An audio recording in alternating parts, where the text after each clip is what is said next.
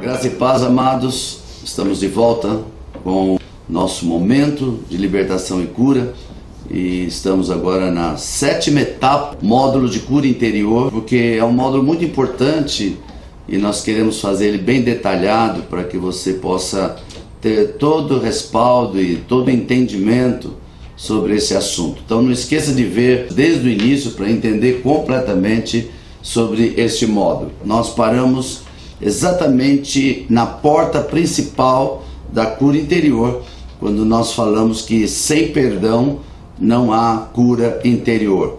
E é exatamente sobre esse ponto que queremos iniciar o detalhamento da natureza do perdão, da importância do perdão e por que ele é a porta que abre para que as pessoas possam receber a cura interior, como se fosse uma porta que se abre para a entrada do Espírito Santo, que é o maior psicólogo do mundo, poder curar os traumas e tudo aquilo que acontece na alma de uma pessoa, nas memórias, nas emoções e assim por diante. E eu quero fazer algumas afirmações. Em primeiro lugar, eu sei que muitas pessoas usam essa expressão e ela é verdadeira: perdão não é um sentimento.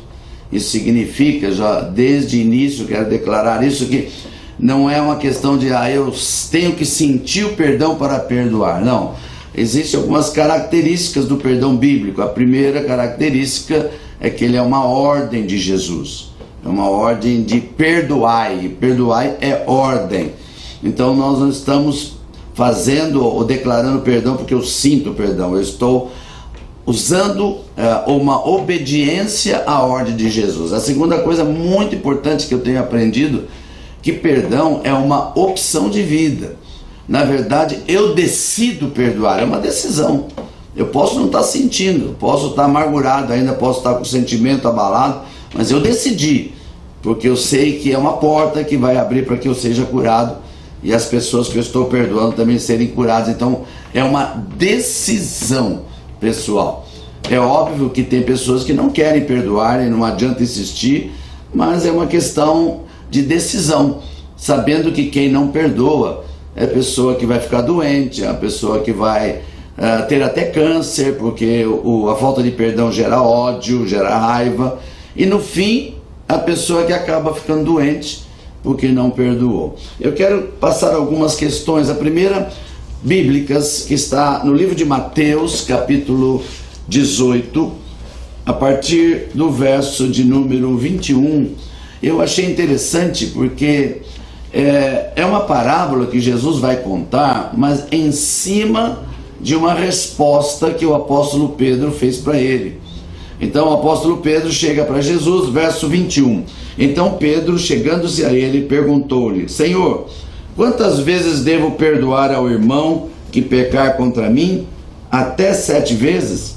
Jesus respondeu: Não te digo até 7, mas até 70 vezes 7 vezes. E aqui uma coisa muito interessante, porque eu creio que o apóstolo Pedro achava que estava no nível superior a todos, dizendo até 7 vezes eu vou perdoar. Então ele já estava se imaginando um cara muito joia, que consegue perdoar 7 vezes. Fico pensando que Pedro ali estava se achando o máximo, né? Eu consigo perdoar 7 vezes. Ele chega para Jesus e fala, até 7, Jesus diz, Pedro, 7 vezes é muito pouco. Você tem que perdoar 70 vezes 7. Ou seja, 490 vezes.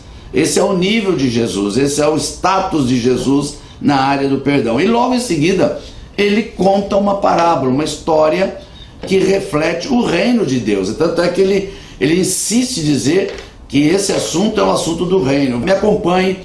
Eis porque o reino dos céus é semelhante a um rei que resolveu acertar contas com seus servos. Ao começar o acerto, trouxeram-lhe um que devia 10.000 talentos. Eu gosto de calcular mais ou menos 10.000 talentos. É uma coisa assim do tipo de 100 milhões de dólares. Uma coisa absurda o valor da dívida que esta pessoa apresenta diante do rei. Uma dívida de 100 milhões de dólares no mínimo é o que representa 10.000 talentos. Vamos continuar. Não tendo este com que pagar, o Senhor ordenou que o vendessem, juntamente com a mulher, os filhos e todos os seus bens, para o pagamento da dívida. O servo, porém, caiu aos seus pés e, prostrado, suplicava-lhe: dá-me um prazo e eu te pagarei tudo.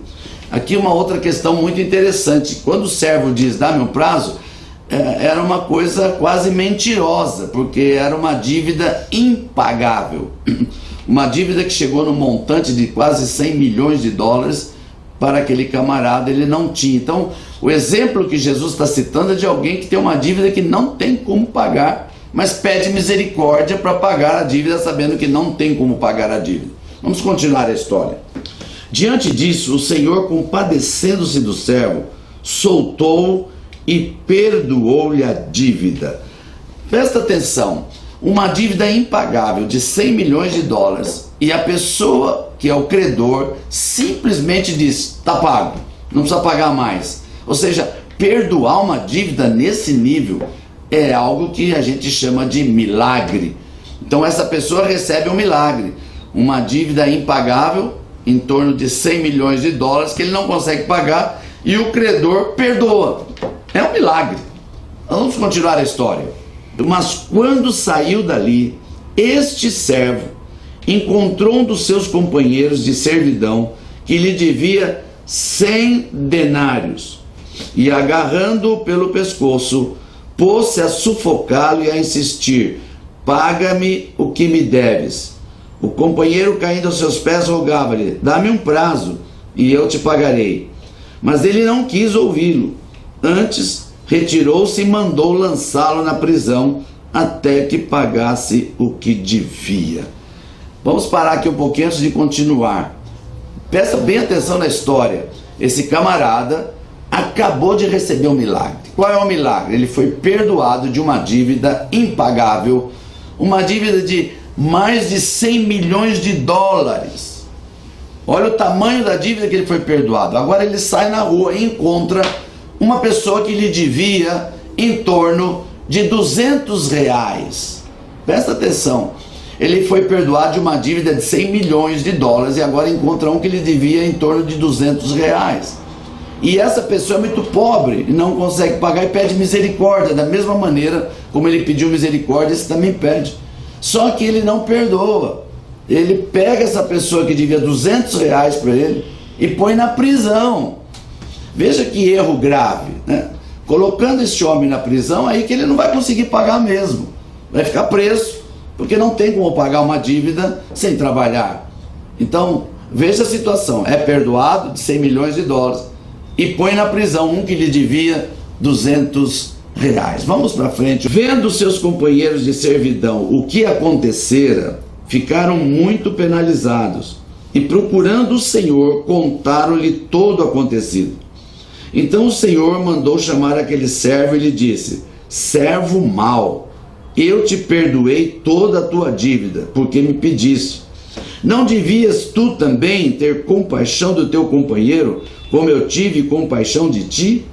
Assim, encolerizado, o seu senhor o entregou aos verdugos, até que pagasse toda a sua dívida. Então, a história termina da seguinte maneira: as pessoas perceberam o que aconteceu, as pessoas viram esse camarada ser perdoado e viram ele colocar na prisão uma pessoa que devia para ele muito pouquinho. Foram contar para o senhor dele, aquele que perdoou, e esse senhor ficou encolerizado, ficou irado.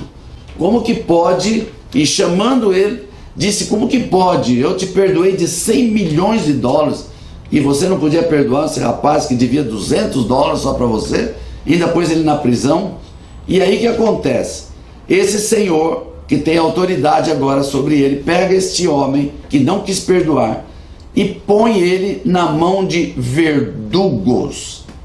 Vamos analisar verdugos. Verdugos, dentro da Idade Média principalmente, eram os carrascos. Eram os carrascos que pegavam os prisioneiros e torturavam os prisioneiros. Torturas dos mais variados tipos. As pessoas não morriam rápido, elas eram torturadas. Aqui está dizendo que o Senhor que perdoou essa dívida, porque ele não perdoou o outro, colocou ele na mão desses torturadores. E aí você vai dizer, puxa, mas quem é esse Senhor? Lembra-se que a história começa assim: o reino dos céus é semelhante a um rei. Então ele está falando do próprio Deus. E se você ainda não entendeu, eu vou ler o último versículo.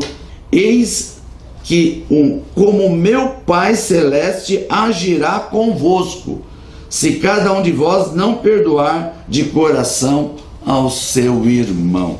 Eu sei que isso assusta muita gente, mas é a Bíblia. É a palavra de Deus que está dizendo que o próprio Deus pega uma pessoa que não perdoa e coloca na mão de torturadores. E quem são esses torturadores? Demônios.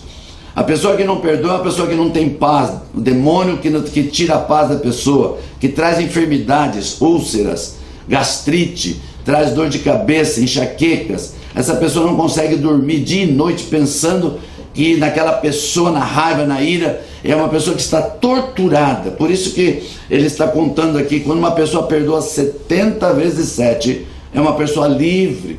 Os demônios não podem pôr a mão nela, ela não é torturada, ela não tem enfermidades, porque é uma pessoa que perdoa, não porque ela sente que deve perdoar, mas porque é uma ordem, porque é uma opção de vida. E isto é uma realidade bíblica que eu quis passar para você. Mas vamos continuar um pouco mais sobre essa questão do perdão, e nós vamos ver uma coisa muito interessante, e é esse ponto que eu quero mostrar para você. No livro de Apocalipse, capítulo 3, o verso 20 do livro de Apocalipse, está escrito assim: eis que estou à porta e bato.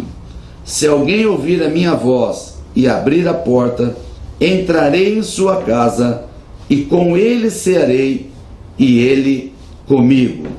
Com certeza, ao ouvir esse versículo, se você é um crente que tem participado ativamente da igreja, dos ministérios da igreja, sabe que esse texto é muito usado para evangelismo, né?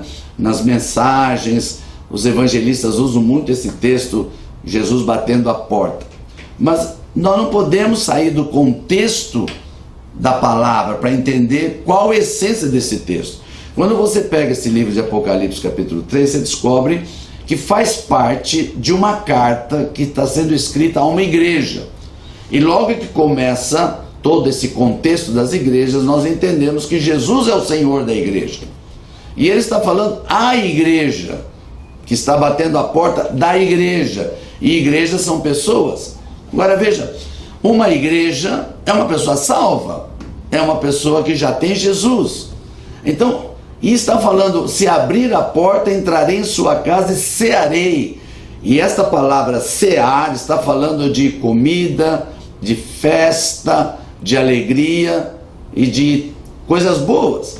O que Jesus está mostrando? Que ele já entrou no coração dessa pessoa, essa pessoa é a igreja, já está salva, mas só está no Espírito, como nós já ensinamos nos módulos anteriores. O Espírito Santo está no Espírito, na sala da casa.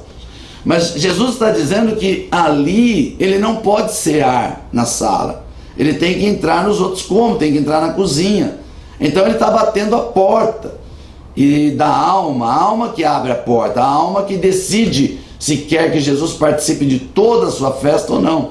Então ele está dizendo o seguinte, que quando você abre a porta, e essa porta é o perdão, quando você perdoa, você abre a porta, e aí, ao perdoar, o Espírito Santo vai participar junto com você de uma festa, porque a alegria vem, você não sente mais peso, você não está mais preso, os demônios não podem mais tocar em você. Então há uma grande festa e o próprio Jesus participa junto com você dessa festa.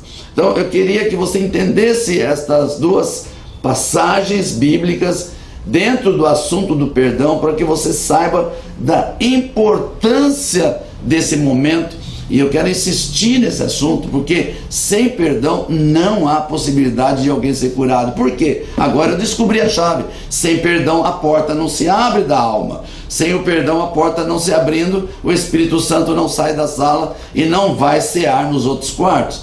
E isto é muito forte. Essa revelação bíblica para você é importante, para que você comece a abrir teu coração a partir de hoje, para perdoar, não importa quem tem razão. Isso é uma coisa que você vai descobrir aqui nesses textos que eu já li nos próximos, que o perdão não está ligado a quem tem razão, a quem não tem razão. Porque se você tem razão, mas está irado, está com raiva do teu irmão, está amargurado com ele, você está em pecado também. Porque amargura, ira e raiva são pecados. Então você pecou também. Então o teu perdão é uma questão de abrir a porta para que você possa realmente não só perdoar quem te magoou, mas também você pedir perdão por ter ficado irado, por ter ficado amargurado e por ter ficado com essa doença na tua alma, que é que você mesmo que produziu, sendo o templo do Espírito Santo. Então, nesse módulo desse dia, do sétimo módulo, eu queria terminar aqui insistindo nessa questão do perdão como algo forte, importante, mesmo que você não goste do assunto, porque perdoar tem muita gente que não gosta, mas eu estou falando pela palavra, a chave e o segredo da sua cura começou através do perdão. Em nome de Jesus, e no próximo módulo eu vou falar mais ainda do perdão, vou te dar mais características, vou colocar muita base bíblica para que você saiba da importância desse assunto do perdão no módulo de cura interior. Eu te abençoo com toda sorte de bênçãos em nome de Jesus. E por favor, algo que você pode nos ajudar é se inscrevendo. Não assista somente, se inscreva no canal, coloca lá o seu like e também fica prestando atenção ao apertar o sininho, você será sempre comunicado dos nossos vídeos. Quero aproveitar para dizer para você que nós temos um instituto de especialização que prepara pessoas para ministrar libertação, cura e assim por diante. Essa escola, ela é presencial e também online. Presencial nos locais onde nós temos e e online para qualquer lugar do mundo. Você pode acessar o nosso site, que vai aparecer aí na tela, e lá tem escola online. E vamos colocar aqui um videozinho para que você saiba como fazer para entrar na nossa escola online. Já temos muitos alunos e você pode ser mais um que vai aprender a ministrar libertação e cura interior. Te abençoo, querido, queridas, em nome de Jesus.